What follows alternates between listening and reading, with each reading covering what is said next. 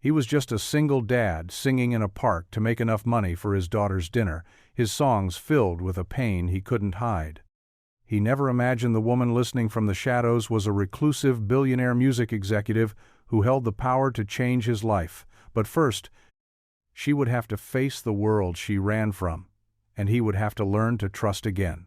Before we dive in, hit that subscribe button and drop a comment. Where in the world are you watching from? The afternoon light was the color of old honey, thin and sweet, slanting through the skeletal branches of the oak trees in Washington Square Park. It was the kind of light that made everything feel softer, more forgiving, a kindness Leo didn't feel but desperately needed to borrow. He knelt on the cracked pavement, his knees aching from the cold seeping through his worn jeans, and opened the battered hard-shell case of his guitar. The instrument was an old Martin, its wood scarred with the stories of 100 open mic nights and 1,000 quiet evenings spent on a fire escape. It was the only thing of value he had left, the last piece of a life that felt like it belonged to someone else now. His daughter, Maya, sat on the edge of the case, her small legs swinging, her bright pink coat a slash of defiant color against the park's muted autumn palette. She was 7, but her eyes held the quiet, watchful gravity of a much older soul. She watched him now, her expression a mixture of patience and of faith, so absolute it felt like a weight on his chest. He was her whole world, and he was failing her $1 at a time. He tuned the guitar, his fingers stiff from the chill, the familiar ritual, a small anchor in the swirling uncertainty of his life. 2 years. It had been 2 years since a different point one. Kind of silence had fallen over their small apartment, the kind that music couldn't fill. He'd tried. He'd written songs, played gigs, poured every ounce of his grief into melodies that paid the rent, until they didn't. Now, this was all that was left. The park, the open guitar case, and the kindness of strangers. He looked at Maya, who offered him a small, encouraging smile.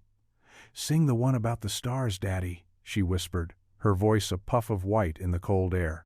He nodded, cleared his throat, and began to play. A few yards away, hidden by the long shadow of a statue, Genevieve Vance pulled her simple wool scarf tighter around her neck. She shouldn't have been here. Her calendar, meticulously managed by an assistant she hadn't spoken to in 3 days, said she was supposed to be in a board meeting, approving a multi-million-dollar marketing strategy for a pop star who lip-synced her way through stadium tours. Instead, she was sitting on a cold park bench, in a coat she'd bought from a department store, trying to feel invisible. She'd been doing a lot of that lately, seeking out places where her name meant nothing, where the weight of the Vance Music Group dynasty couldn't find her. She came to the park for the anonymity, for the quiet hum of a world that didn't want anything from her. Then he started to play. His voice wasn't polished. It was rough at the edges, cracked with a sorrow that was too real to be performed. It was the sound of a man holding on to the last thread of something beautiful. She watched him, his eyes closed, his face etched with a pain that she recognized, not in its specifics, but in its depth. It was the loneliness of carrying something too heavy for too long, and she found she couldn't look away. He didn't just play the song, he bled it. The melody, a soft, aching ballad, curled through the chilly air and wrapped around the few people lingering in the park. It spoke of a love that was a universe, of promises whispered under a blanket of stars, and of a light that had gone out, leaving only the cold echo of memory. For Leo, every chord was a ghost. He could see her, his wife, Elara, her head thrown back in laughter, her own fingers dancing over a piano that had long since been sold. The song was theirs, written on a rainy Tuesday in their tiny apartment, a promise that they would always find their way back to each other, no matter how dark it got. But it had gotten darker than they ever imagined, and he was the only one left to find his way. His voice cracked on the final verse, the raw emotion catching in his throat, and when he finished, the silence that followed felt heavier than the music itself. He opened his eyes, blinking against the hazy sunlight, his chest tight. For a moment, he'd forgotten where he was, forgotten the open guitar case, the need for crumpled bills.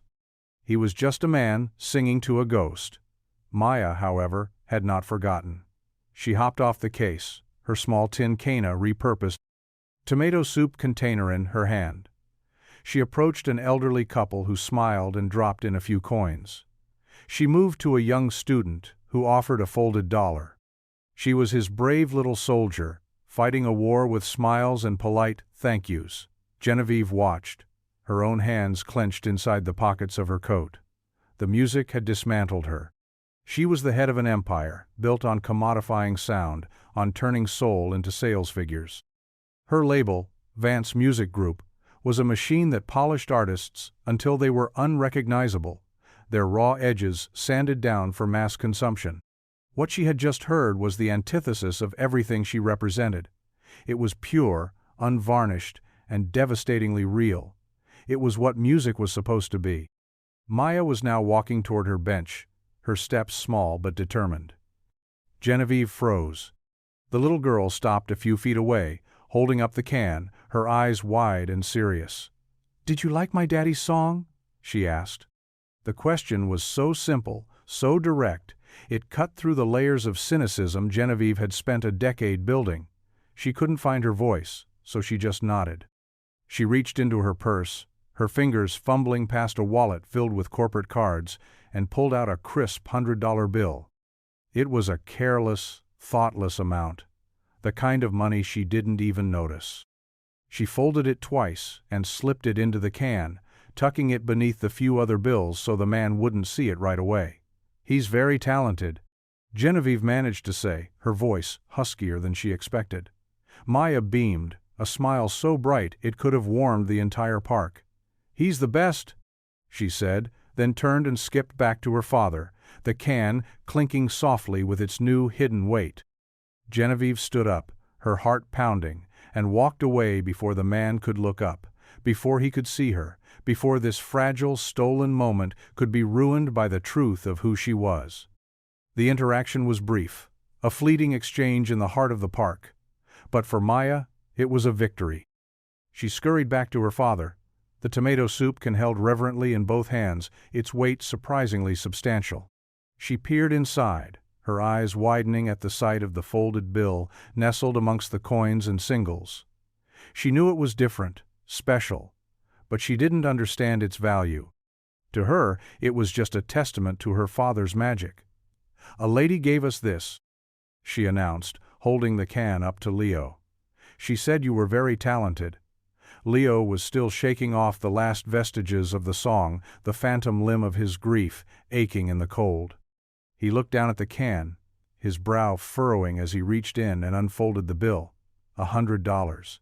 His breath caught. It was more than he sometimes made in a week. It was groceries. It was the overdue utility bill. It was a new pair of shoes for Maya, whose current ones had a hole in the sole he kept trying to patch with cardboard.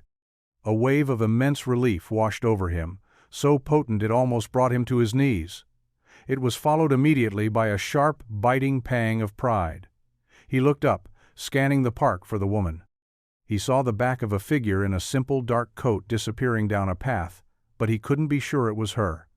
Who gives $100 to a street musician? Pity, charity. It felt like both, and he hated the taste of it. He had spent the last 2 years fighting to stand on his own, to provide for Maya without handouts, without the sad, knowing looks from friends and family. This single piece of paper felt like a judgment, a verdict on his failure. "Did she say anything else?" he asked Maya, his voice tight. Maya shook her head, her pigtails bouncing. "Just that you were good. And she looked sad, Daddy, like your songs." Leo looked at the bill again, then at his daughter's innocent face. Sad. He hadn't expected that. He tucked the money into his pocket, the conflict warring within him. He needed it, desperately. But accepting it felt like admitting defeat. He began to pack up his guitar, his movements slow and deliberate. The sun was dipping lower, the air growing colder. It was time to go home. As they walked toward the subway, Maya's small hand tucked in his, she looked up at him. "Mommy would have liked that lady," she said quietly. Leo's heart clenched. "Yeah, kiddo," he said, his voice rough. "I think she would have." He didn't know why, but he believed it. He didn't know that the woman wasn't just sad, she was lost.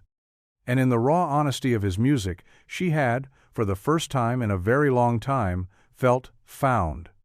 The penthouse was a silent, sprawling expanse of glass and steel, perched 40 floors above the ceaseless river of city traffic. The air inside was climate-controlled, scrubbed of the city's grit, and smelled faintly of nothing at all. Genevieve stood before the floor-to-ceiling window, a glass of water in her hand, watching the distant, glittering lights blur into a cold, beautiful abstraction. This was her cage, albeit a gilded one. The minimalist furniture, the museum-quality art, the kitchen that a private chef used more than she did it, was all part of the performance. The performance of being Genevieve Vance.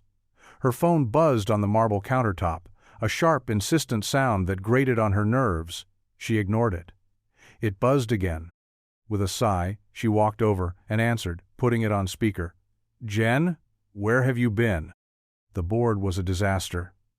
It was Marcus, her second in command, his voice a familiar cocktail of ambition and anxiety. "I was handling something," she said, her voice flat. "Handling what?" "The new Silver Saints campaign needs your final sign-off. Their numbers are soft. We need a viral push. We're thinking a reality show tie-in, maybe a staged breakup with the lead singer's model girlfriend." Genevieve closed her eyes.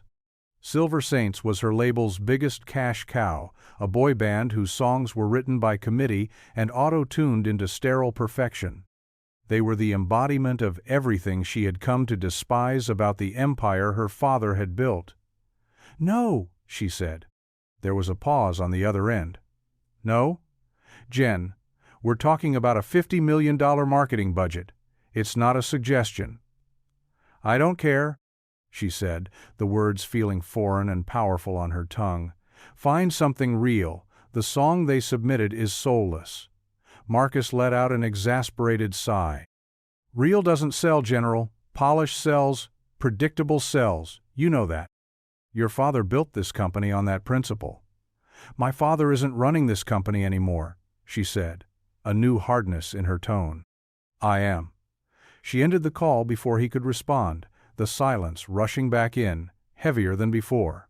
She walked back to the window, the man's song echoing in her head. His voice, raw and broken, was more authentic than anything she'd heard in her own state-of-the-art recording studios. He was singing for his life, for his memories, for the little girl with the soup can. He wasn't singing for a contract or a chart position. The $100 bill felt like an insult now. It was the currency of her world, a world that couldn't touch the kind of truth he was living.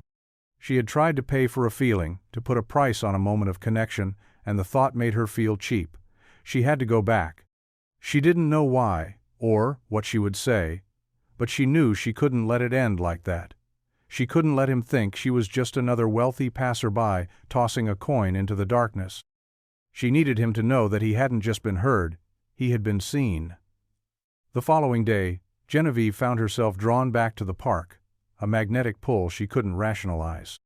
She wore the same unremarkable clothes, a shield of anonymity she clung to like a life raft. The air was colder today, the sky a flat, unforgiving gray.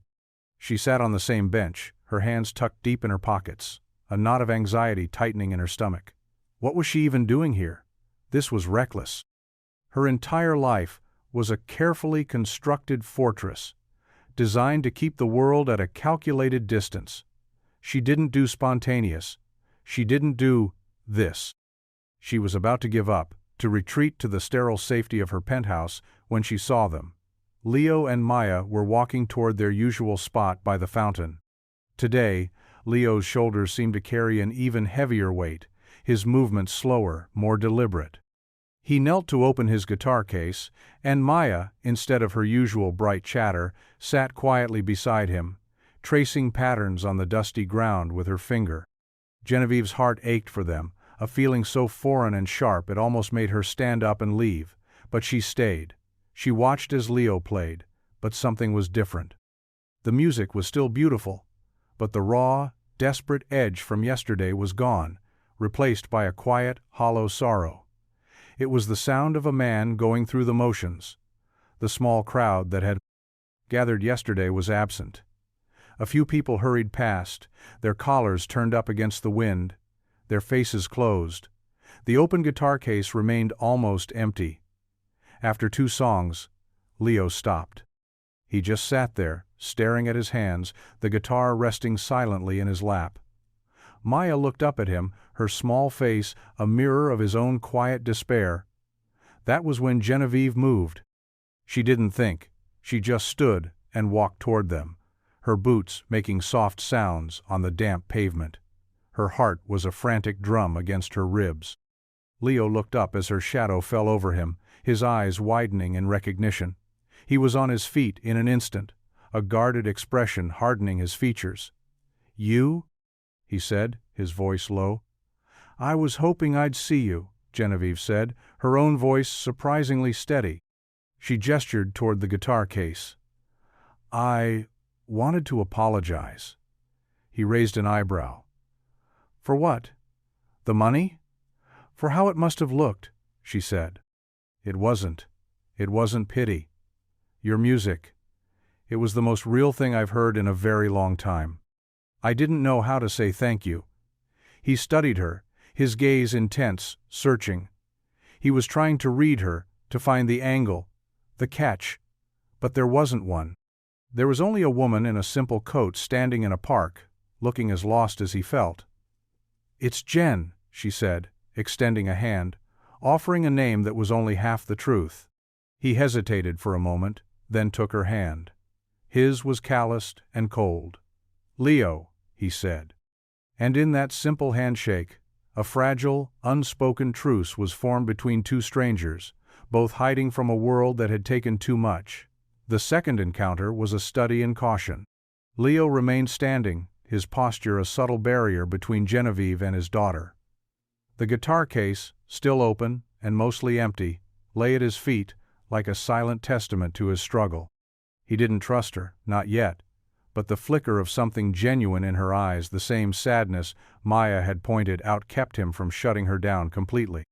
He remembered the weight of that $100 bill in his pocket, a sum that had bought them a week of peace, a week without the gnawing anxiety of an empty fridge. Gratitude and pride were still at war within him. Genevieve, sensing his reserve, didn't push. She let her hand drop and tucked it back into her pocket. "My father was a musician," she said, the words a partial truth she hadn't planned to offer. "He always said you could tell more about a person from the songs they write than the words they speak." Leo's expression softened almost imperceptibly. "Your song about the stars." It was more than just a song. He glanced at Maya, who was now watching them with wide, curious eyes. "It was for my wife," he said, the admission costing him more than Genevieve could know. She loved the stars. "I'm sorry," Genevieve said, and the words were not a platitude. They were soft, real, and landed gently in the space between them. She knew loss, though hers was of a different kind. She had lost herself. An awkward silence fell. The wind picked up, rustling the dry leaves at their feet. It was Maya who broke the spell.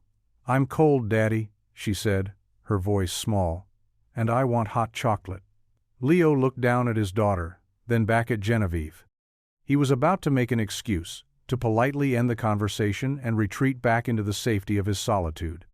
But then he saw the hopeful look on Maya's face, a look that said this strange, sad lady might be a small spark of warmth in a cold day. And he saw the flicker of disappointment in Genevieve's eyes, the look of someone who was used to being turned away. "There's a place around the corner," Genevieve said quickly, as if sensing his hesitation. "My treat, please, just for the hot chocolate." Leo looked at Maya, then at the nearly empty guitar case. He had $2 and some change in his pocket. Not enough. He swallowed his pride, the act as bitter and necessary as medicine. "Okay," he said. The word feeling, like both a surrender and a beginning. "But just for a bit." Genevieve's smile was small, but it reached her eyes, and for the first time, the sadness in them seemed to recede, if only for a moment. He packed up his guitar, the metallic snap of the case latches sounding unnaturally loud in the quiet park. each one sealing a decision he wasn't sure he was ready to make. The cafe was a small, unassuming place tucked between a laundromat and a used bookstore. The air inside was thick, with the scent of roasted coffee beans, cinnamon, and damp wool. It was warm and alive, a stark contrast to the sterile silence of Genevieve's penthouse and the lonely chill of the park. Leo chose a small table in the back, away from the window, a subconscious retreat from the eyes of the world. He set his guitar case down beside him, a protective gesture, while Maya scrambled onto the worn vinyl booth, her face pressed against the glass, watching the city go by. Genevieve returned from the counter with a tray, 2 hot chocolates overflowing with whipped cream for Leo and Maya, and a simple black coffee for herself. She set them down, her movements careful, as if she were afraid a sudden move might shatter the fragile peace. "Thank you," Leo said, his voice low. He wrapped his hands around the warm mug, the heat a welcome comfort. Maya was already attacking her whipped cream with a spoon, her earlier shyness forgotten in the face of sugar. "You don't have to thank me," Genevieve said, sliding into the booth across from him. "It's just coffee." But it wasn't, and they both knew it. It was a bridge, a tentative step across the chasm of their different lives. They talked in fits and starts, their conversations circling the safe, shallow topics of strangers. She asked about his guitar. He asked if she was from the city. She gave vague answers, mentioning a demanding job in corporate management. He spoke of Maya, of her love for drawing, of how she had her mother's laugh. He noticed how Genevieve listened. She didn't just wait for her turn to speak. She leaned in, her eyes focused, her expression soft. She wasn't collecting data or looking for an angle. She was just present. "You have a beautiful voice," she said, after a long pause. "You should be playing in venues, not for spare change." The words were meant as a compliment, but they landed with a thud. Leo's jaw tightened. "Venues don't pay the bills tonight," he said, his tone sharper than he intended. "And they're full of people who want to change you, sand you down, make you into something you're not." He hadn't meant to reveal so much, but her presence, her quiet intensity, had disarmed him. Genevieve flinched, as if his words had struck a nerve. "I know what you mean," she said, her voice barely a whisper. She looked down at her coffee, her reflection, a distorted mask in the dark liquid. "Sometimes the biggest stages are the loneliest places." Leo looked at her, really looked at her, and saw past the simple coat and the vague answers. He saw the same exhaustion he felt in his own bones, the weariness of a fight he didn't know she was in. The air between them shifted, charged with unspoken understanding. They were from different worlds, that much was clear, but they were both haunted by ghosts. As they left the cafe, the warmth of the hot chocolate still lingering, Leo found himself feeling something he hadn't felt in a long time. A sliver of curiosity, a dangerous, fragile crack in the wall he had so carefully built around his heart. The walk from the cafe was quiet, the sky having deepened to a bruised purple. Streetlights flickered on, casting long, dancing shadows on the sidewalk. Leo kept a careful distance from Genevieve, with Maya skipping between them like a happy, oblivious bridge. The warmth of the cafe had dissipated, replaced by the familiar chill of Leo's own uncertainty. After they parted ways at the subway station with a polite, slightly awkward goodbye, the questions began to gnaw at him. Who was this woman? Jen. The name felt incomplete, a placeholder. She was elegant, even in her simple clothes. Her hands, though bare of jewelry, were manicured. Her speech was precise. She didn't belong on a park bench listening to a busker. Every instinct he had, honed by years of navigating a world that often looked down on artists and single fathers, told him something was off. He replayed their conversation in his head. Her comment about lonely stages, her visceral reaction when he spoke of the music industry's tendency to dilute talent, was too specific, too personal. As he tucked Maya into bed that night, she looked up at him, her eyes heavy with sleep. "I like Jen," she murmured. "She listens with her eyes, not just her ears." The observation was so simple, so perceptive, it stopped him cold. Maya was right. That's what had felt so different. Genevieve had looked at him not as a charity case, not as a curiosity, but as if she were trying to read the very story of his soul. And that was terrifying. He lay awake for hours, staring at the familiar cracks in his apartment ceiling. He was a man running on fumes, his life a fragile construction of love and duct tape. He couldn't afford complications. He couldn't afford to let someone in, only to have them leave, to inflict another loss on Maya, on himself. He told himself it was a one-time thing, a fluke, a brief intersection of two lives that would now continue on their separate paths. He told himself he wouldn't see her again. But as he drifted off to sleep, her sad, knowing eyes lingered in his mind, and a part of him, a part he had thought long dead, quietly, stubbornly hoped he was wrong. Meanwhile, Genevieve sat in the back of a black car, the city's lights a meaningless blur outside the tinted window. She had dismissed her driver for the day, opting for a rideshare to maintain the illusion of her separate life. The simple warmth of the cafe, the scent of cinnamon, the sound of Maya's laughter, it all felt like a world away now. Her phone buzzed relentlessly. Emails from her legal team. Texts from Marcus about the Silver Saints crisis. A calendar alert for a call with the Asian distribution partners. The noise of her life was trying to pull her back in, but for the first time she was resisting. She felt a pull toward something else, something real. Leo. His music was an anchor, but it was more than that. It was his quiet dignity, his fierce love for his daughter, the profound sadness in his eyes that mirrored her own. She knew she was being reckless.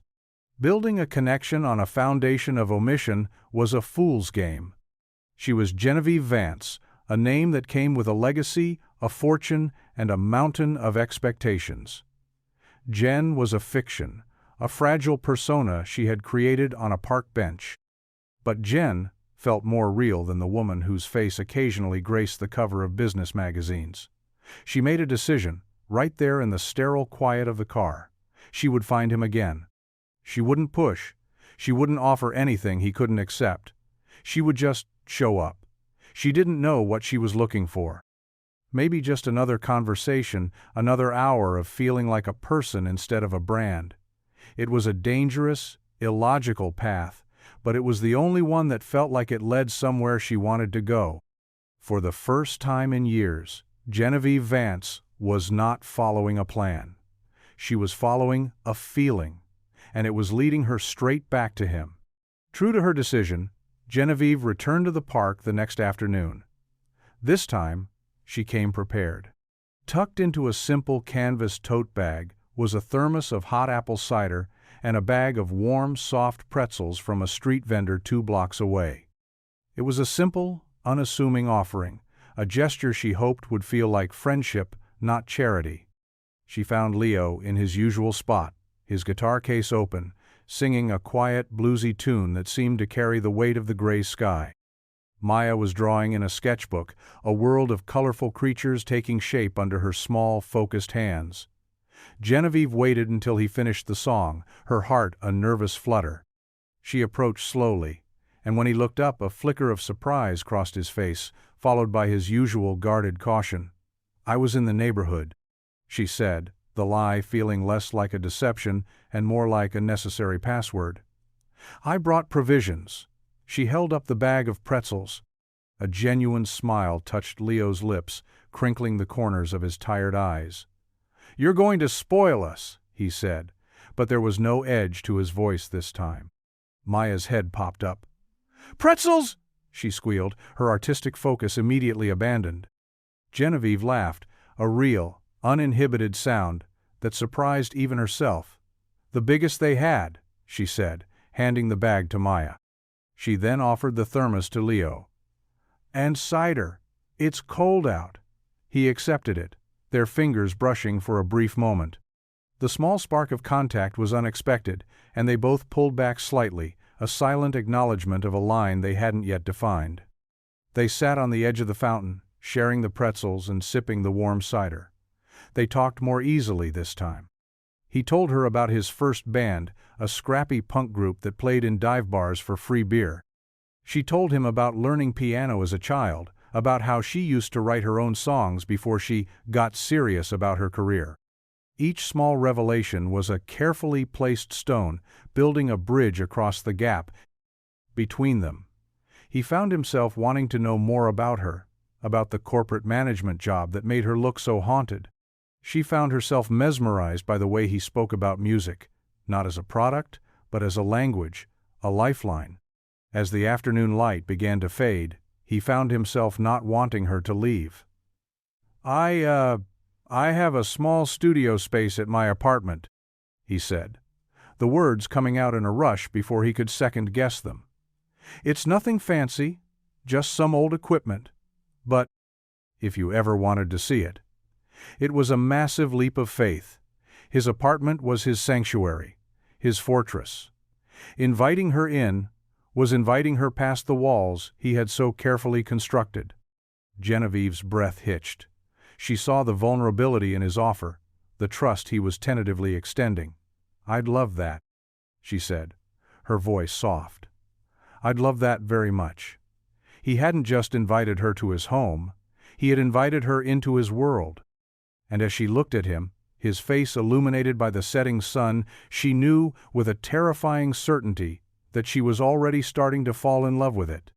Leo's apartment was on the 4th floor of a pre-war walk-up, the kind of building with charm that was really just another word for old. The hallway smelled of dust and other people's dinners. He fumbled with the key, his hand unsteady, a sudden wave of self-consciousness washing over him. The place was small, the furniture second-hand, the paint chipped. It was a life patched together, and he was about to show it to a woman who, despite her simple coat, radiated a quiet, effortless elegance. "It's not much," he said, pushing the door open, "but it's home." Genevieve stepped inside, and her first impression wasn't of the lack of space, but of the abundance of life. The walls were covered in Maya's vibrant drawings. A stack of well-loved books teetered on a coffee table, and everywhere there was music. Sheet music was piled on a chair, a keyboard was tucked into a corner, and a microphone on a stand stood like a sentinel beside the window, which overlooked a brick wall. This wasn't just an apartment, it was a testament to survival, to love, to the stubborn refusal to let the music die. "It's wonderful," she said, and she meant it. Her own penthouse felt like a sterile museum in comparison. This place had a soul. He led her to the corner he called his studio. It was a marvel of creative clutter. An old reel-to-reel recorder, a mixing board with half the knobs missing, and a computer that looked at least a decade old. Wires snaked across the floor like vines. Yet he moved through the space with a familiar grace, his hand hovering over a dusty keyboard. "This is where the magic happens," he said, a hint of self-deprecating humor in his voice. "Or at least, where I try to make it happen."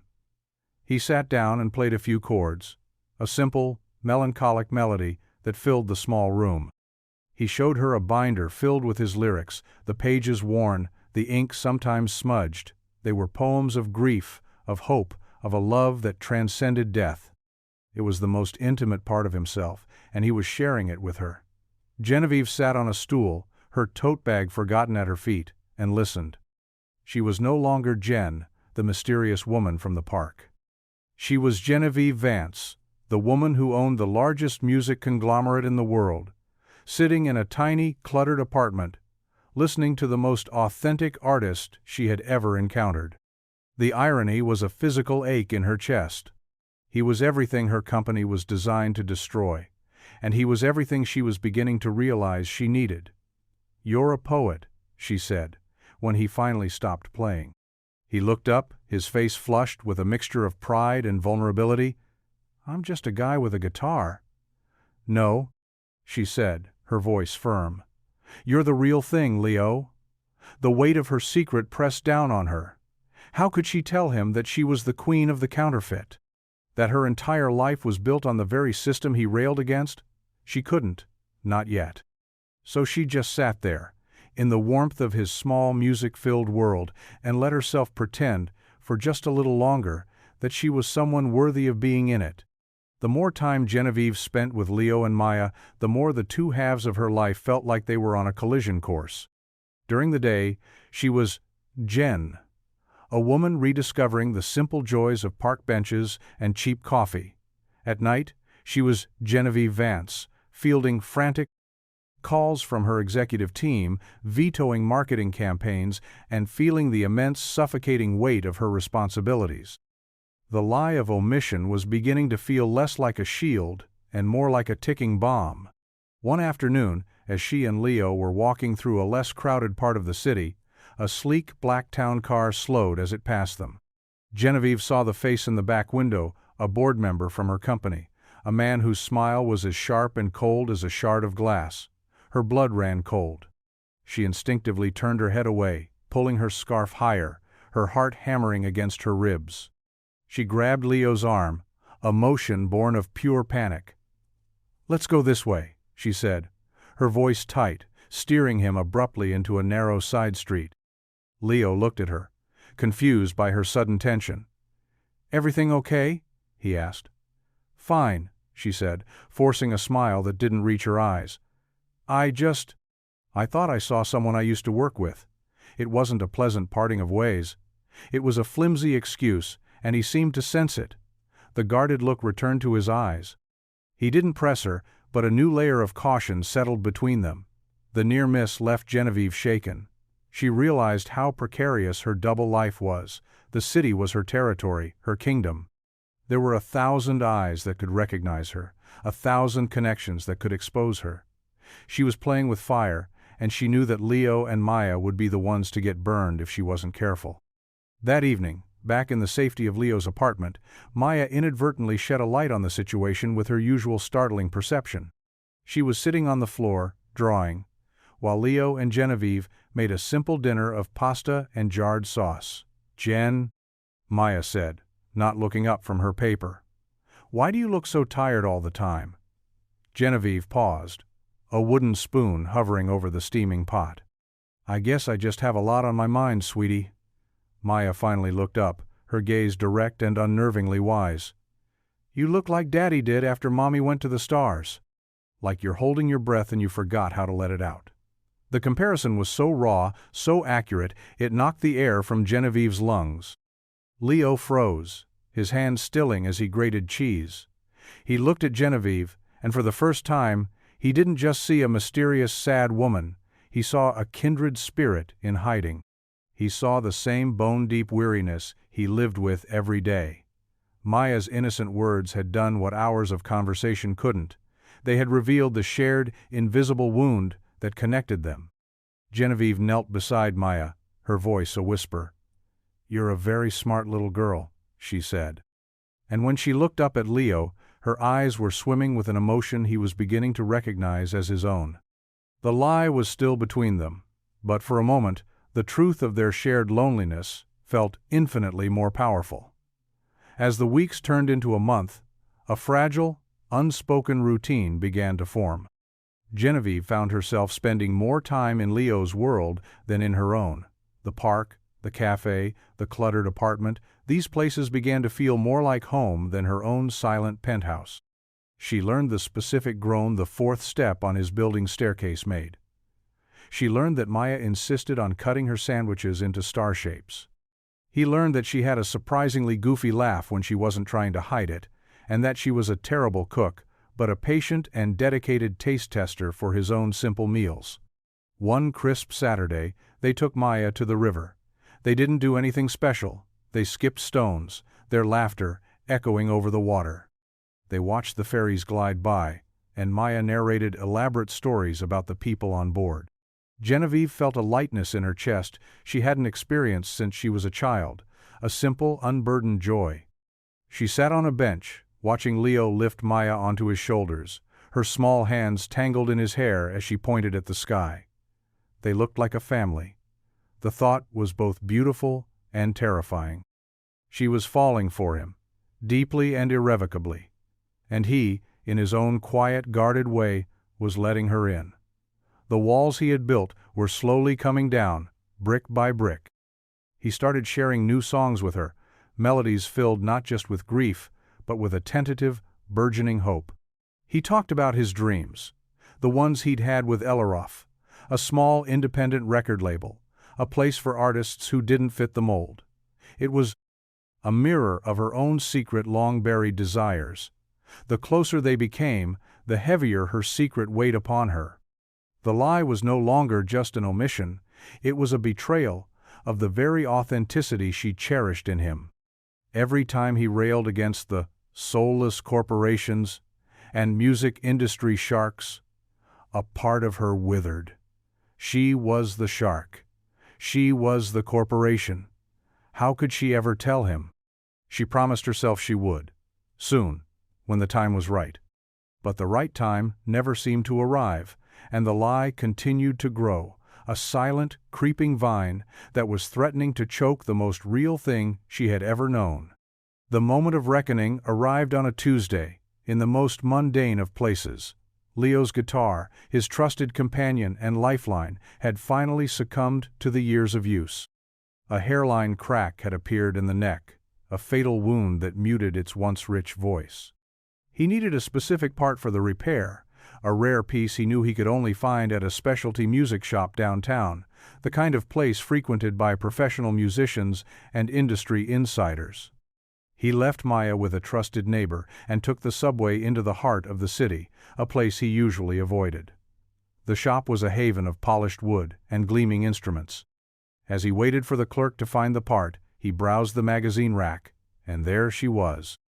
The cover of Music Industry Weekly featured a woman in a sharp, tailored power suit, her expression cool and confident, her dark hair swept back in an elegant chignon. The headline screamed, "The Vance Enigma. Can Genevieve Vance save her father's ailing empire?" Genevieve Vance, Vance Music Group, VMG. The letters hit him like a physical blow.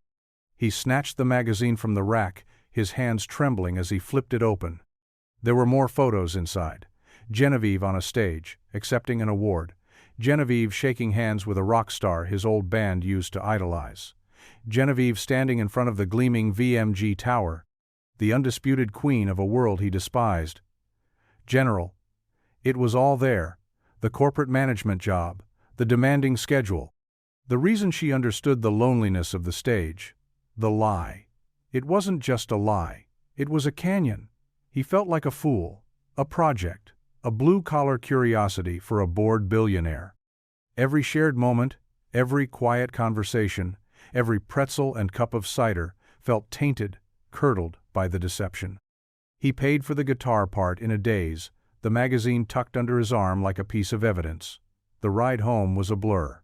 The city he had just walked through with a glimmer of hope now felt hostile, a world she owned, and he was just a trespasser in. He walked into his apartment, the silence pressing in on him. He saw the drawing Maya had made for Jen still taped to the fridge. He saw the empty pretzel bag she'd forgotten in the trash, and the quiet ache in his chest erupted into a cold, sharp anger. His phone buzzed. It was her. A simple text. "Thinking of you. Hope you're having a good day." He stared at the message, the casual intimacy of it, a fresh insult. He didn't text back. He waited. He waited for her to call, to show up, knowing that the fragile world they had built together was about to come crashing down. He didn't have to wait long. She called an hour later, her voice warm and unsuspecting.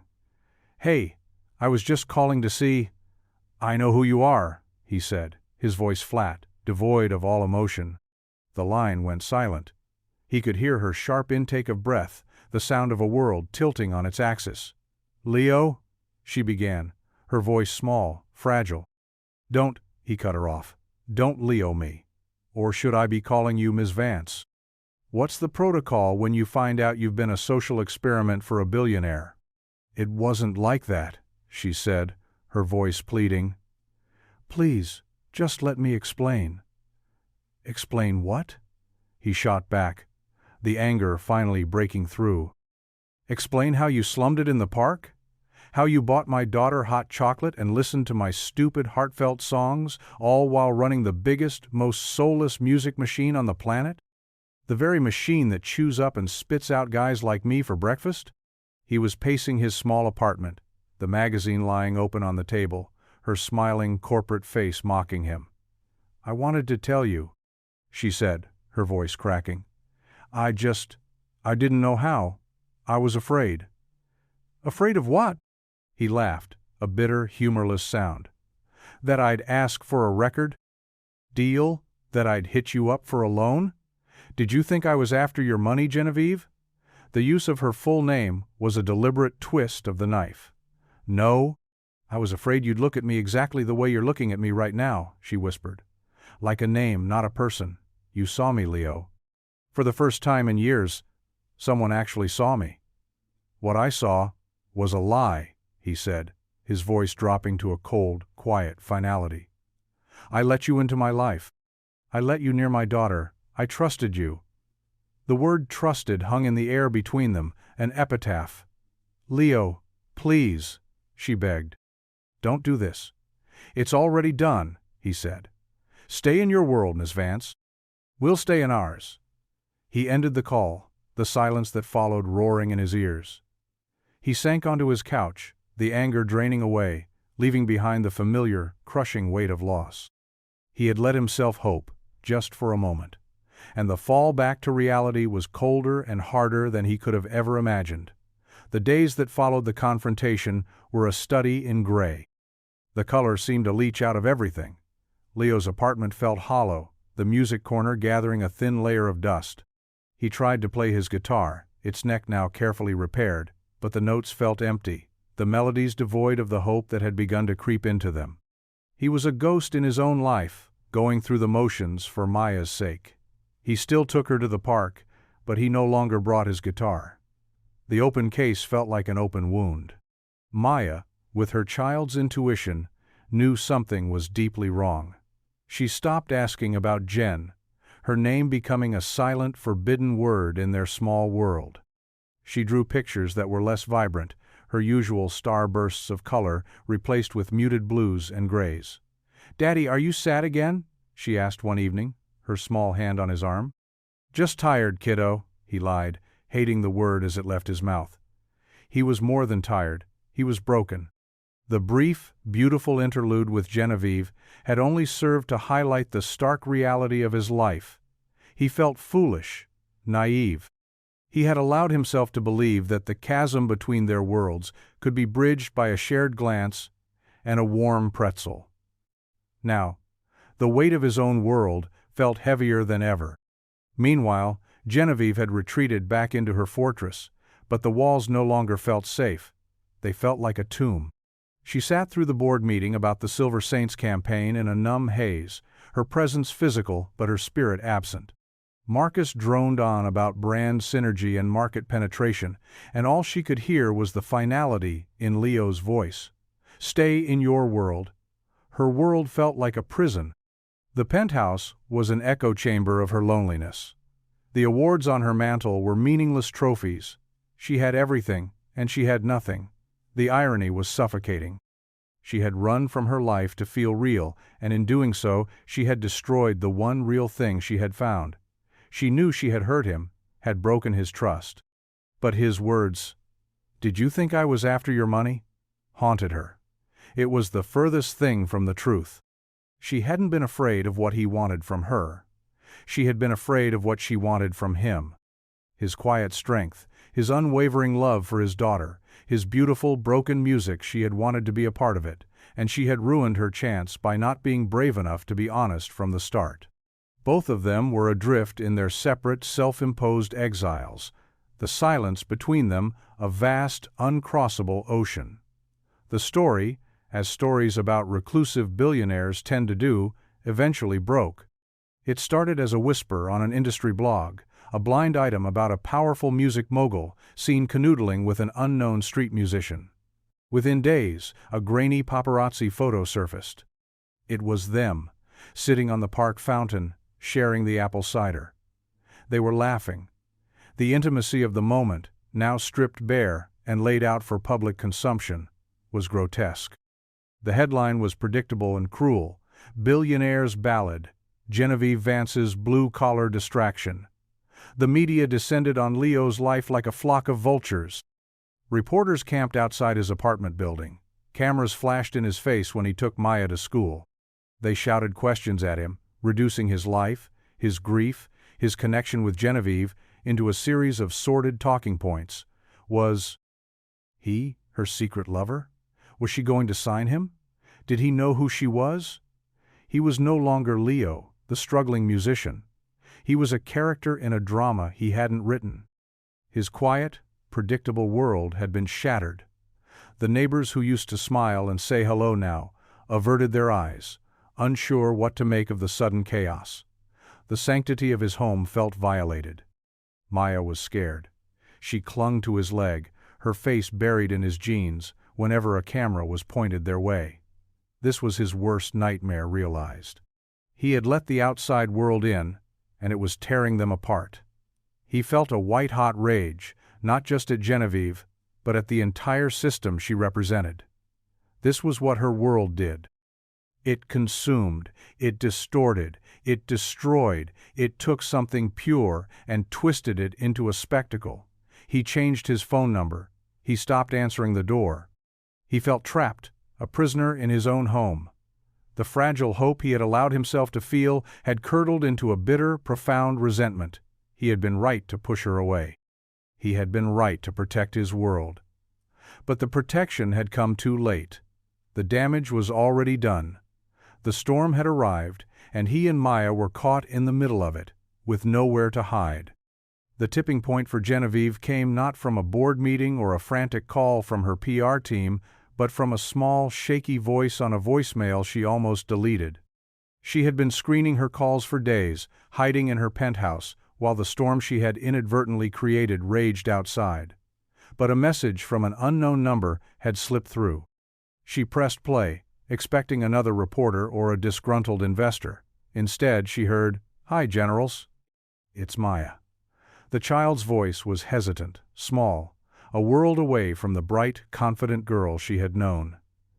"Daddy's really sad. He doesn't sing anymore. Not even the star song. The men with the cameras scared him. They followed us to the playground." There was a pause, a shaky breath.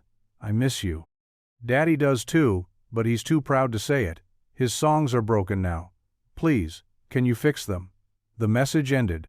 Genevieve stood in the center of her silent, cavernous living room, the phone pressed to her ear, tears streaming down her face. She had done this. Her fear, her deception had silenced his music. It had put fear in his daughter's eyes. It had broken the one thing she had admired most, his spirit.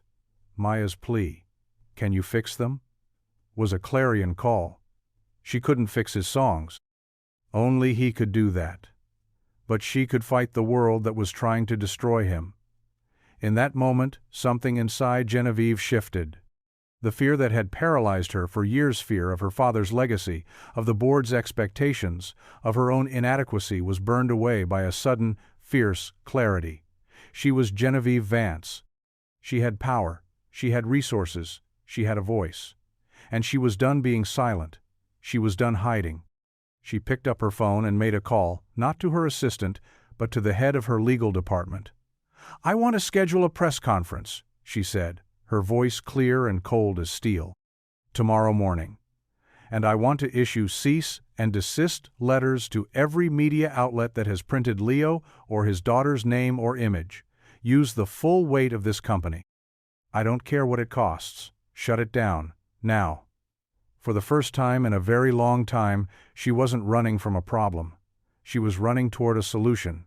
She was going to use the power she had inherited not to build an empire, but to protect a man and his daughter, the two people who had reminded her what was worth fighting for.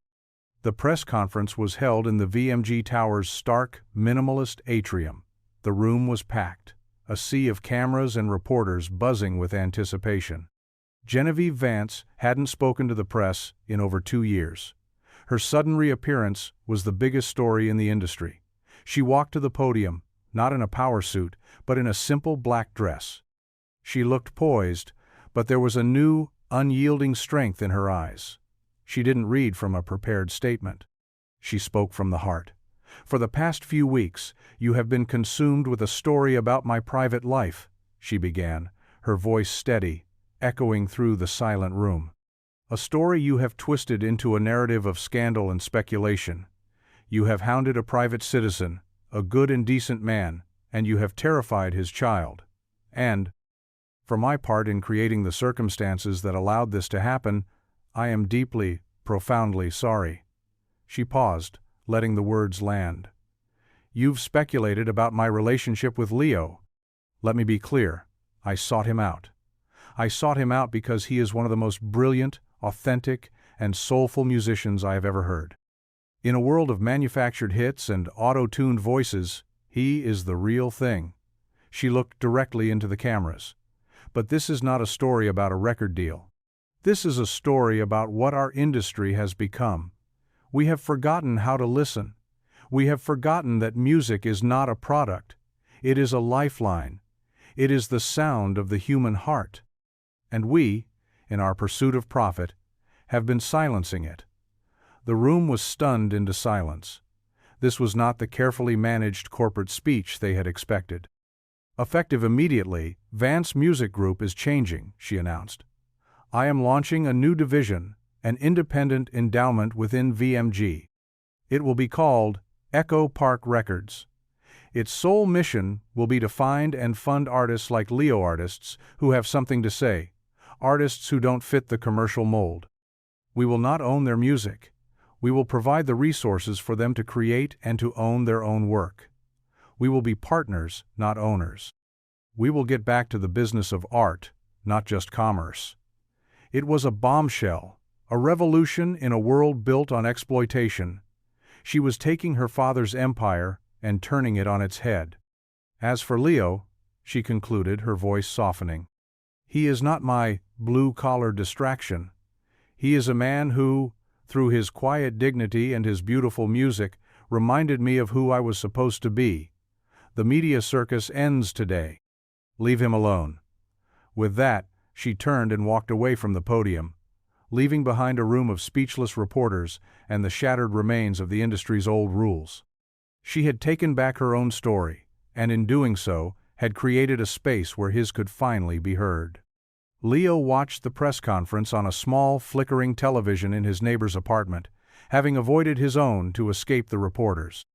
He watched as Genevieve, the woman he had pushed away, stood before the entire world and defended him. She didn't make him a project, she made him a peer. She didn't offer him a handout, she built a sanctuary. She used her power not to possess, but to protect. He saw the strength in her, the fire he had only glimpsed. She wasn't the monster he had imagined. She was a woman fighting her way out of a gilded cage, and she was trying to hold the door open for others. He felt the ice around his own heart begin to crack. The anger, the resentment, the wounded pride, all began to melt away, replaced by a profound, humbling sense of awe. He had misjudged her completely. He had let his own fear and pride blind him to the truth of who she was. She wasn't just a billionaire, she was a revolutionary. A few days later, a package arrived. It wasn't delivered by a courier, but left quietly on his doorstep by someone he never saw. Inside was a simple, elegant box. There was no card, no note. He opened it to find a vintage reel-to-reel tape machine, the same model he'd told her his father used to own, a machine he had only ever dreamed of affording. It was not a gift of money. It was a gift of understanding. Tucked inside the box was a single, folded piece of paper. It wasn't a contract. It was an invitation, handwritten on Echo Park Records letterhead. Leo. It read, I built a place for the music. I was hoping you might help me run it. Not as an artist, but as a partner. You know what's real. I need that. I need you. General. He sat on his couch, the invitation in his hand, the smell of old machinery, and new hope filling his small apartment. The choice was his. He could stay in the safety of his quiet, struggling life, or he could take a leap of faith, not into her world, but into a new one they could build together. He looked at the dusty corner, where his guitar leaned against the wall, silent for weeks. For the first time since he had learned her name, he felt the urge to play. The Echo Park Records studio was located in a converted warehouse in a part of the city that was more grit than glamour. The entrance was a simple, unmarked steel door. There was no gleaming corporate logo, no security desk, no sense of sterile, intimidating power.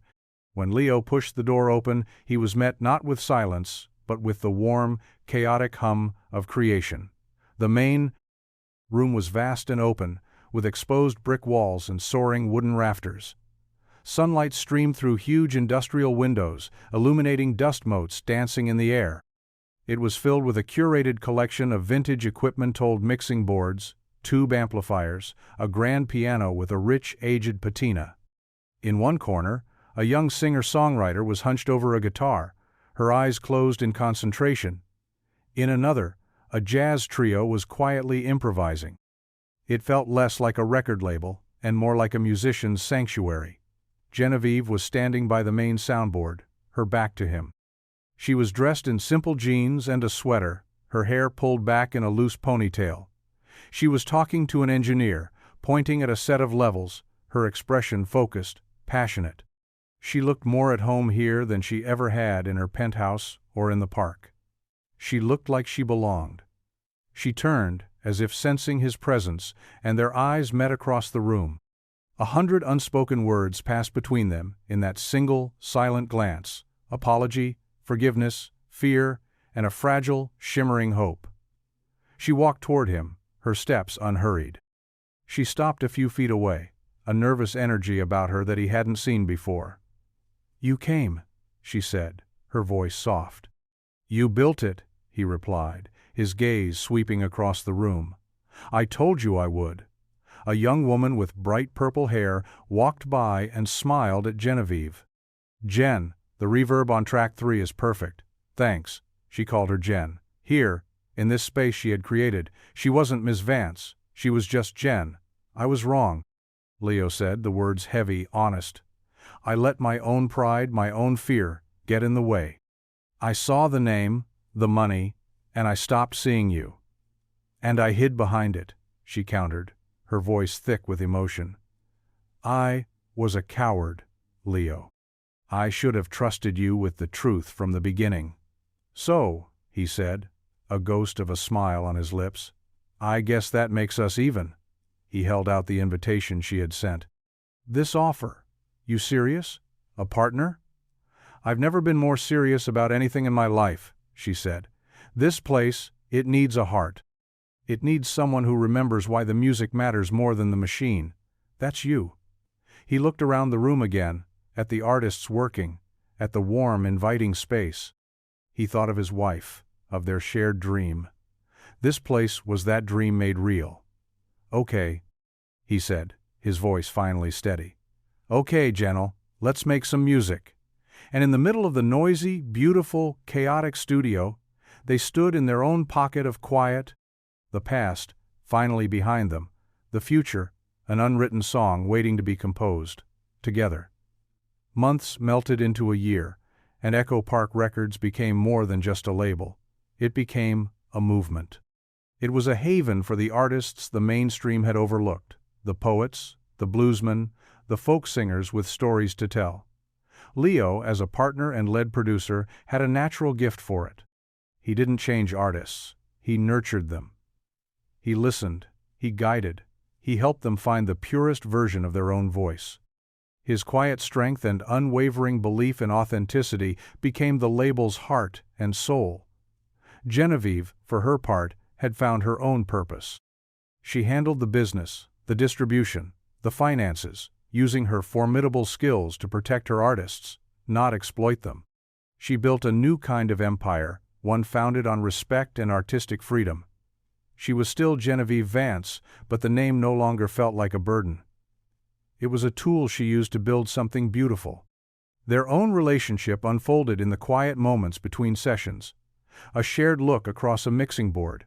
A late-night coffee in the studio kitchen. A walk home through the city, with Maya holding both of their hands. There were no grand gestures, no dramatic declarations. Their love was a slow, steady harmony, built note by note, on a foundation of trust and forgiveness. One evening, Leo was in one of the main recording booths, laying down a track for his own album, the first he'd felt able to write in years. The song was quiet, hopeful. It wasn't about the stars anymore, it was about the dawn. Genevieve was at the console, her fingers expertly sliding across the faders, her eyes closed as she listened. Maya was curled up on a nearby couch, fast asleep, a sketchbook open on her lap.